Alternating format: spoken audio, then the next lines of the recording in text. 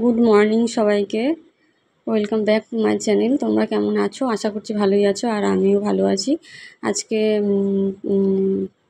আজকে সকাল সকালে ভিডিওটা স্টার্ট করছি, দেখতেই পাচ্ছ। সকালবেলায় ঘুম থেকে উঠে মুখ টুক ব্রাশ ট্রাশ করে মুখ ধুয়ে আমি বসে গেছি।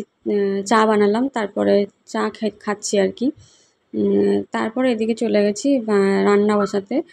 আর রান্না করবো আজকে কাঁচকলা, আলু, সজনের ডাঁটা দিয়ে তরকারি।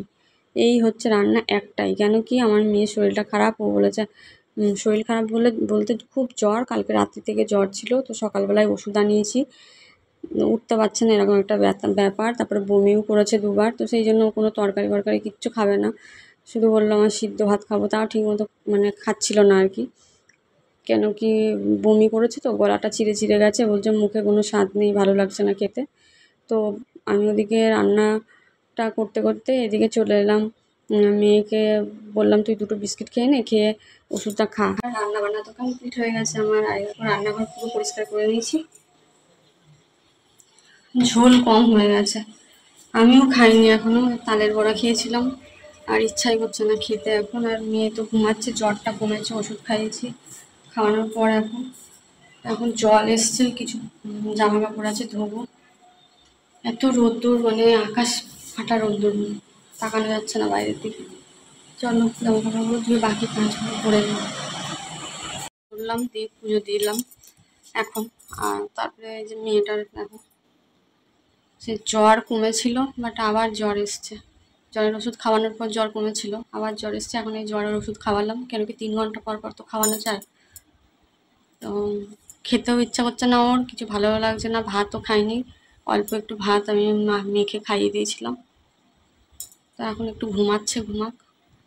তো আমি তো ভিডিওই করিনি তারপর থেকে, সারাদিন নিউজ দেখছি, শুয়েছিলাম মেয়ের পাশে। মেয়েরও শরীরটা ভালো না, দেখতেই পাচ্ছ জ্বর। আর ইচ্ছা করছে না চা করে খাই বা কিছুই ভালো লাগে না, জানি না কেন, কিছুই ভালো লাগছে না।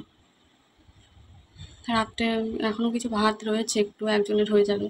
ওকে তো জোর করে হলেও একটু খাওয়াতেই হবে। আর কালকে যেহেতু বমি করেছে, ওকে রুটি টুটি কিছুই দেওয়া যাবে না। তালের বড়াও আর মুখে দেয়নি, সে কালকে রাতেই যা একটু খেয়েছিল। তারপরে সে আমিই খাচ্ছি সারাদিন ধরে। তো চলো পরে আসছি আবার। তো দুপুরের পর আবার ও তো সারাদিন ঘুমিয়েছে ওষুধ খেয়ে। তো যাই হোক, আমি তুলে ওকে আবার দুটো ভাত খাইয়ে দিলাম।